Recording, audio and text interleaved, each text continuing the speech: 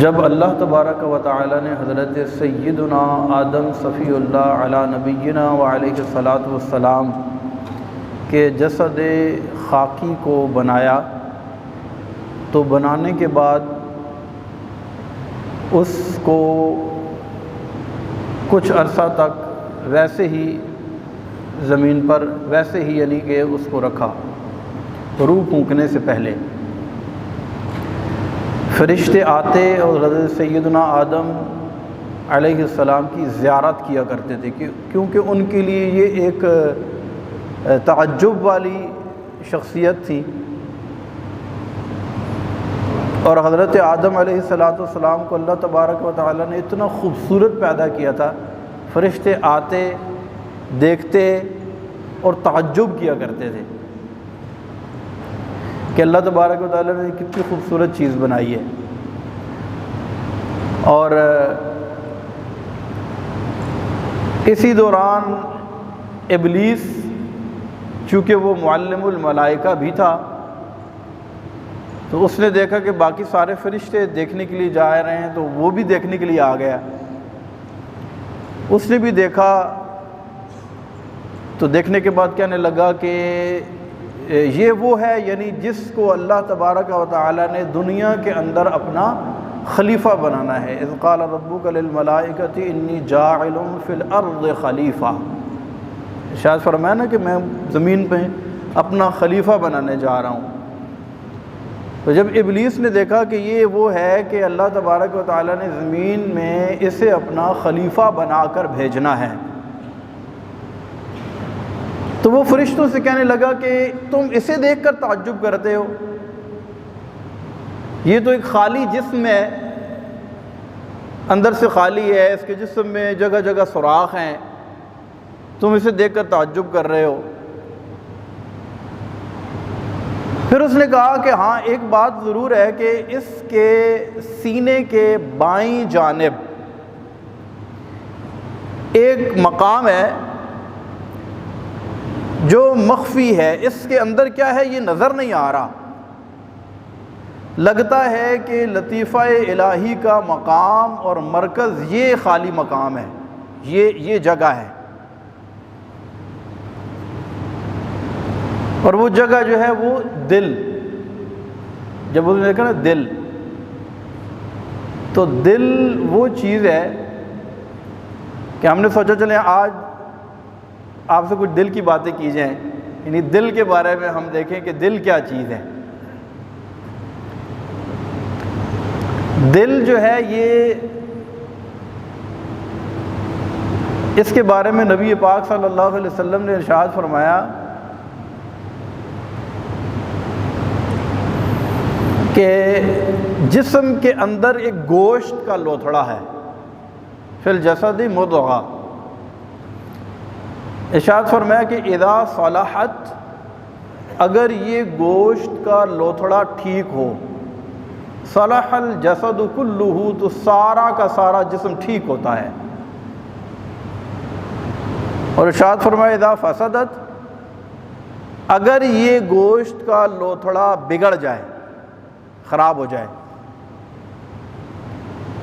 فسد الجسد کلہ، تو فرمایا سارا کا سارا جسم خراب ہو جاتا ہے، بگڑ جاتا ہے۔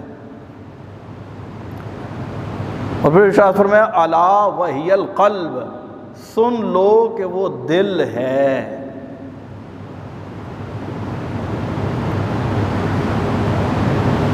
دل جو ہے یہ ہمارے جسم کا حاکم ہے، دل جو اعضاء کو کہتا ہے، اعضاء اس کے کرنے کے پابند ہیں۔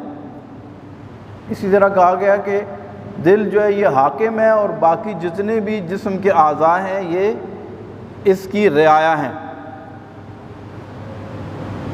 اس کے ماتحت ہیں۔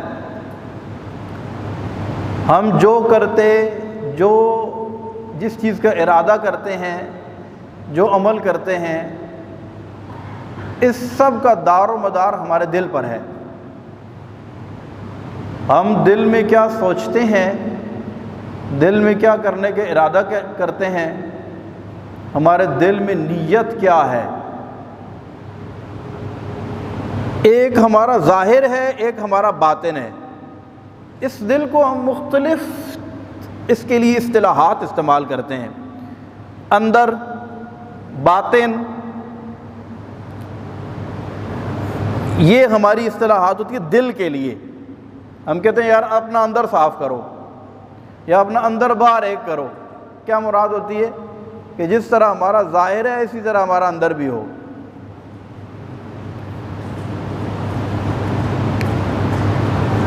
بہت ضروری ہے کہ ایک کامیاب زندگی گزارنے کے لیے ہم اپنے دل پر بہت زیادہ توجہ کریں کہ ہمارا دل کس کیفیت میں ہے۔ رسول اللہ صلی اللہ علیہ وسلم نے ارشاد فرمایا نا کہ اس کی مثال ایک حدیث پاک کا مفہوم ہے، فرمایا کہ یہ ایسے جیسے خشک پتا ایک چٹیل میدان میں رکھا ہوا ہے، ہوا آتی ہے اسے اڑاتی ہے، اس طرف لے جاتی ہے، اس طرف سے ہوا آتی ہے اس کو اس طرف لے آتی ہے، تو یہ اپنی کیفیت بدلتا رہتا ہے۔ اور ویسے قلب جو ہے نا، قلب، اس کا لغت کے اندر معنی بھی یہی ہے کہ بدلنے والی چیز۔ قلب کا مطلب کیا ہے؟ یہ بدلتا رہتا ہے، یہ ایک جگہ پر ٹکتا نہیں ہے۔ اسی لیے نبی پاک صلی اللہ علیہ وسلم اللہ کی بارگاہ میں یوں دعا کیا کرتے تھے، یا مقلب القلوب ثبت قلبی علی دینک، اے دلوں کے بدلنے والے، اے دلوں کے پھیرنے والے، میرے دل کو اپنے دین پر ثابت قدم رکھ۔ یہ پل میں توشہ ہوتا ہے، پل میں ماشا، پل میں تولا اور پل میں ماشا ہوتا ہے۔ ایک لمحہ پہلے اس دل میں خوف خدا کی کیفیت ایسی ہوتی ہے کہ بندہ کہتا ہے میں پھوٹ پھوٹ کر رہا ہوں، اگلے ہی لمحے وہ اتنا بے باک اور نڈر ہو جاتا ہے کہ ساری حدیں توڑ بیٹھتا ہے، سمجھ نہیں آتی اس کی۔ اسی لیے اس دل کو سمجھنا بہت ضروری ہے۔ اور ہم جتنا اپنے ظاہر پر توجہ کرتے ہیں نا، اپنے ظاہر کو خوبصورت بنانے کی کوشش کرتے ہیں، ظاہر کو سنوارتے ہیں، اس سے کہیں زیادہ ضروری ہے کہ ہم اپنے باطن اور اپنے دل کو سنوارنے کی کوشش کریں۔ آج بدقسمتی کے ساتھ ہمارا حال یہ ہے کہ ہم اپنے ظاہر کو سنوارنے کے لیے بہت زیادہ کوشش بھی کرتے ہیں اور فکر مند بھی رہتے ہیں، لیکن ہم اپنے دل کی طرف توجہ نہیں کرتے۔ ظاہری طور پر ہم سو کر اٹھیں تو جب تک منہ نہ دھوئیں کسی سے ملتے نہیں ہیں، برش کرتے ہیں، اچھے کپڑے پہنتے ہیں، نہا دھو کے باہر نکلتے ہیں، شیشے میں دیکھتے ہیں کہ کہیں ایسا نہ ہو کہ میں اچھا نہ لگ رہا ہوں، میرے بال اچھے سنورے ہوئے ہونے چاہیے اور میں بہت ہی اچھا لگ رہا ہوں۔ تو اچھا لگنے کے لیے جتنی ہم کوشش کرتے ہیں اس سے کہیں زیادہ ہے کہ ہم کتنے اچھے ہیں، یعنی ہمارا اندر کتنا اچھا ہے، صاف ہے، اندر کتنا سنورا ہوا ہے، اس پر توجہ کرنے کی ضرورت ہے۔ اگر ہم اس سے آدھی توجہ بھی جتنے ہم اپنے ظاہر کو خوبصورت بنانے کے لیے کرتے ہیں، اس سے آدھی توجہ بھی اگر ہم اپنے دل پر کریں نا، تو یقین کریں کہ ہمارا دل پتہ نہیں کہاں سے کہاں پہنچ جائے۔ لیکن بدقسمتی کے ساتھ ہماری اس دل کے اوپر بالکل توجہ نہیں ہے۔ اچھا، توجہ سے کیا مراد ہے، یا ہم نے اپنے دل پر کیسے توجہ کرنی ہے، یا اس کو صاف کیسے کرنا ہے، یا اگر یہ بیمار ہے تو اس کے علاج اور اس کی ٹریٹمنٹ کیسے کرنی ہے۔ دیکھیں، ہم بیمار ہو جاتے ہیں نا، جیسے چلے دل کی ہی بیماری کی مثال لیتے ہیں۔ اگر کوئی دل کا مریض ہو تو دل کے مریض کو سب سے خطرناک ترین مریض سمجھا جاتا ہے۔ دل کی کوئی شریان بند ہے، کوئی وال بند ہے، تو سارے کام چھوڑ چھاڑ کے ہم اس کی ٹریٹمنٹ کرتے ہیں کہ دل کا وال بند ہے، 1 ہے، 2 ہیں، 3 ہیں، 1 ہے تو سٹنٹ ڈلے گا، 2 ہیں تو بھی کچھ نہ کچھ کیا جا سکتا ہے، 3 بند ہیں تو پھر وہ اوپن ہارٹ سرجری ہوتی ہے۔ لیکن دل کا مریض جو ہے وہ سب سے زیادہ فکر مند ہوتا ہے کہ کہیں ایسا نہ ہو کہ یہ مرض تھوڑا آگے بڑھے اور میری موت واقع ہو جائے۔ کیوں کہ دل پر پورے بدن کا دار و مدار ہے، اور بعض اوقات تو پتہ ہی نہیں چلتا کہ دل بالکل ٹھیک بندہ ہوتا ہے، اچانک دل کی دھڑکن بند ہوتی ہے، بندہ دنیا سے رخصت ہو جاتا ہے، اور ہم کہتے ہیں یار سوچ بھی نہیں سکتے تھے کہ اس بندے کی موت واقع ہو جائے گی۔ تو جس طرح دل کی بیماریوں کے بارے میں ہم باقاعدہ ٹیسٹ کرواتے ہیں اور دیکھتے ہیں کہ یار ہمارا دل تو ٹھیک ہے نا، تو جس طرح دل کی ظاہری بیماری کے لیے ہم اتنے زیادہ فکر مند ہیں، اس سے کہیں زیادہ دل کی باطنی بیماریوں کے متعلق معلومات کرنا ضروری ہے، اور اس کا علاج کرنا بھی ضروری ہے۔ آپ کہیں گے وہ کیسے؟ وہ اس طرح کہ دل کی ظاہری جو بیماری ہے اس سے بندے کی جان جا سکتی ہے، لیکن دل کی جو باطنی بیماریاں ہیں اس سے بندے کا ایمان جا سکتا ہے۔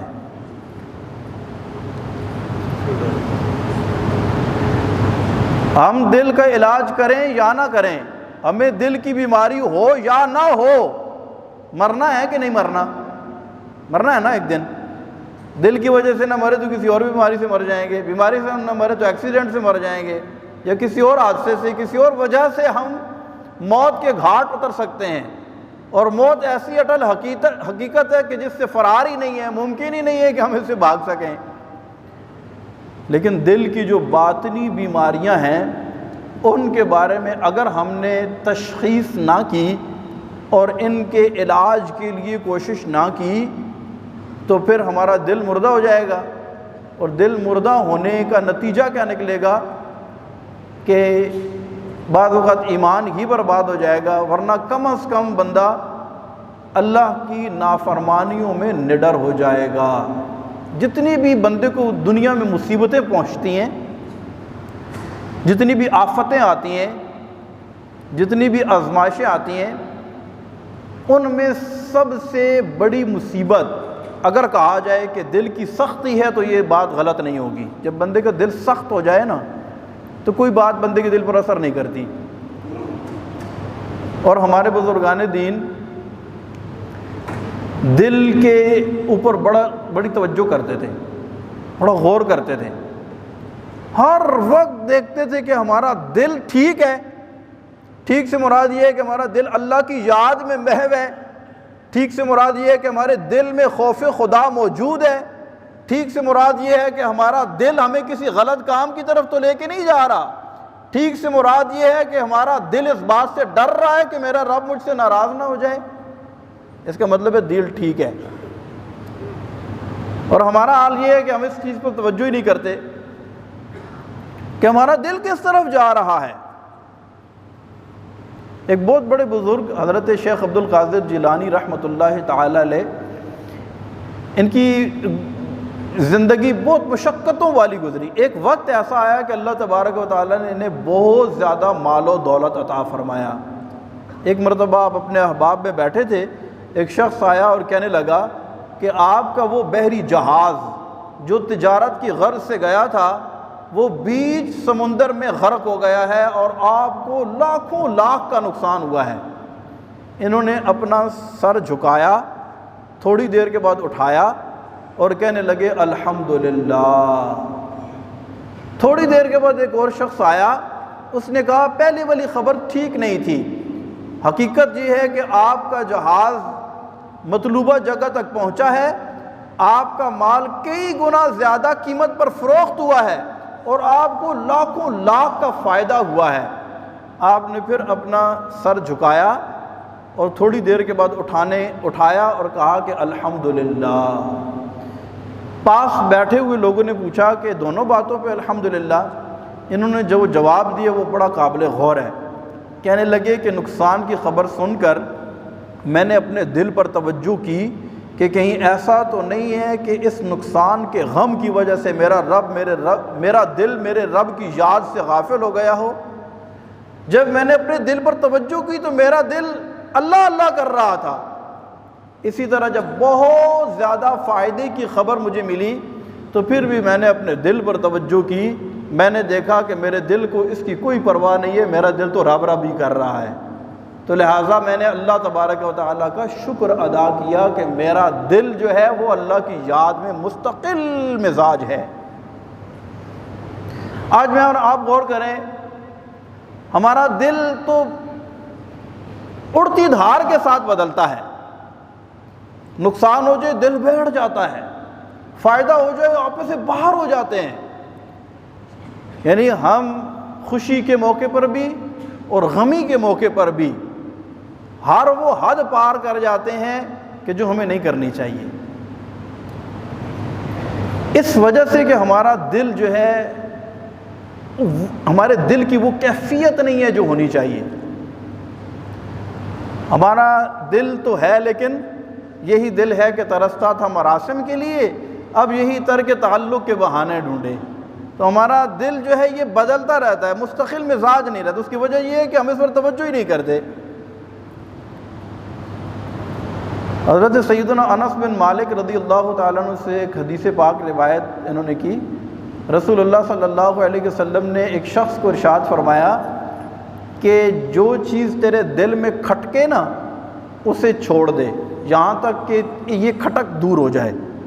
اور ایک صحابی حضرت وابصہ رضی اللہ تعالیٰ عنہ، یہ ایسے صحابی تھے کہ ہر وقت خوف خدا سے لرزاں اور ترسا رہتے تھے، خشیت الہی کا غلبہ ان کے اوپر رہتا تھا، ہر وقت ڈرتے تھے کہ مجھ سے کوئی ایسا کام نہ ہو جائے کہ میرا رب مجھ سے ناراض ہو جائے۔ ایک مرتبہ رسول اللہ صلی اللہ علیہ وسلم کی خدمت میں یہ سوال لے کر حاضر ہوئے کہ گناہ کسے کہتے ہیں اور نیکی کسے کہتے ہیں۔ حاضر خدمت جب ہوئے تو رسول اللہ صلی اللہ علیہ وسلم نے ارشاد فرمایا ادنو یا وابصہ، اے وابصہ میرے قریب آ جا۔ حضرت وابصہ کہتے ہیں کہ میں قریب گیا، پھر رسول اللہ نے ارشاد فرمایا اور قریب آ جا۔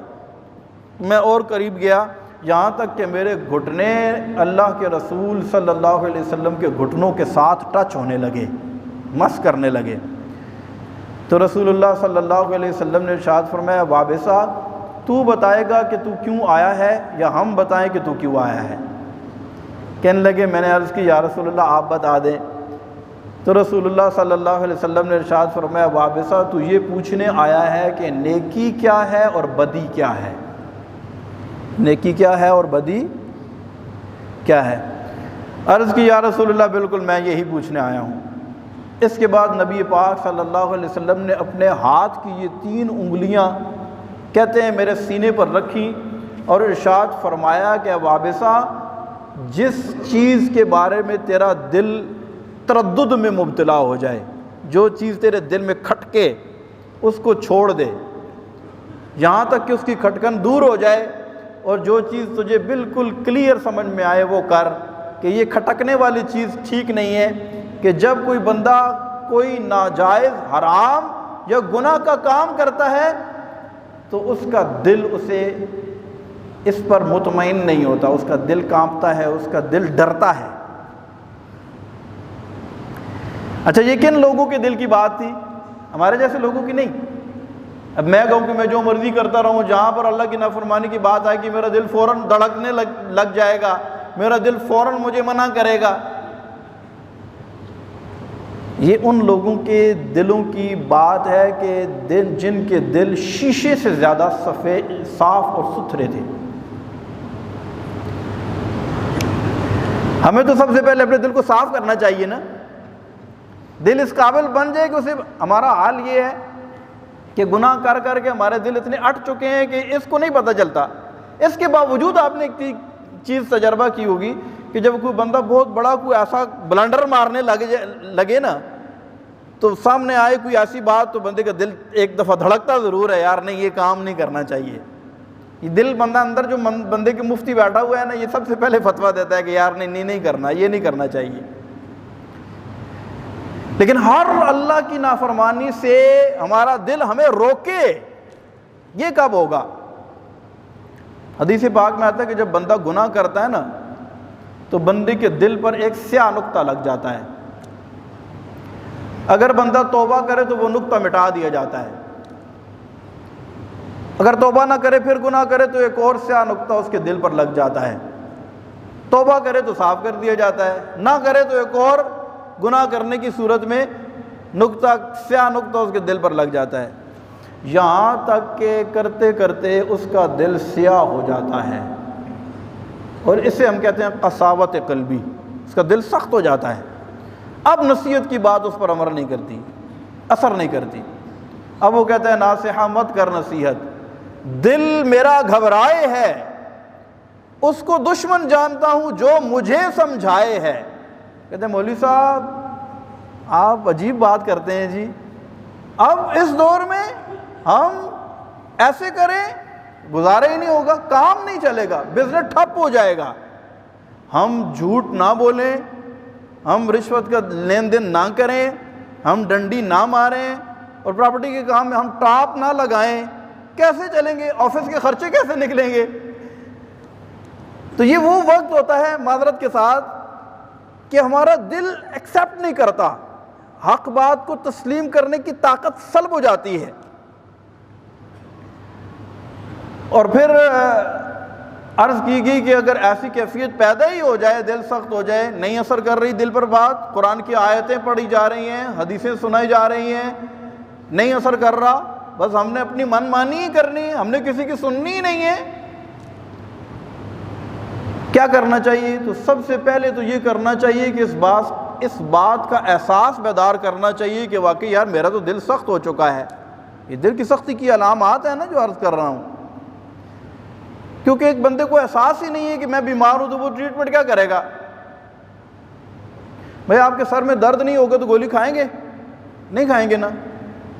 اگر بی پی ہائی نہیں ہوگا تو پھر فکر ہوگی؟ نہیں ہوگی۔ جب بندہ بیمار ہوتا ہے اور پتہ چل جاتا ہے کہ میں بیمار ہوں تو پھر اس کی ٹریٹمنٹ کرتا ہے۔ تو سب سے پہلے تو ہمیں یہ احساس بیدار کرنا چاہیے کہ ہمارے دل کی کیفیت وہ نہیں ہے جو ہونی چاہیے، ایک مومن کے دل کی کیفیت جس طرح کی ہونی چاہیے اس طرح کی نہیں ہے۔ سب سے پہلے تو یہ احساس بیدار کرنا ہوگا۔ اس کے بعد نبی پاک صلی اللہ علیہ وسلم نے ارشاد فرمایا کہ اللہ کا ذکر کرنے سے، قرآن کی تلاوت کرنے سے اور موت کو کثرت سے یاد کرنے سے دل کی سیاہی دور ہوتی ہے۔ اور بھی کافی علاج بتائے ہیں، یہ ٹاپک تو بہت ہی وسیع ہے۔ دل کی بیماریاں کون کون سی ہیں، ان کے علاج کیا ہیں؟ یقین کریں ہمیں تو پتہ ہی نہیں ہے کہ دل کے اندر اتنی خطرناک بیماریاں اور ایسی زہریلی جڑی بوٹیاں جو ہمارے دل کے خوبصورت ایمان والے پودے کو چاروں طرف سے گھیرے ہوئے ہیں، جس میں دل کی جو مشہور بیماریاں ہیں وہ میں ذرا سرسری طور پر آپ کو ان کا نام بتاتا ہوں تھوڑا۔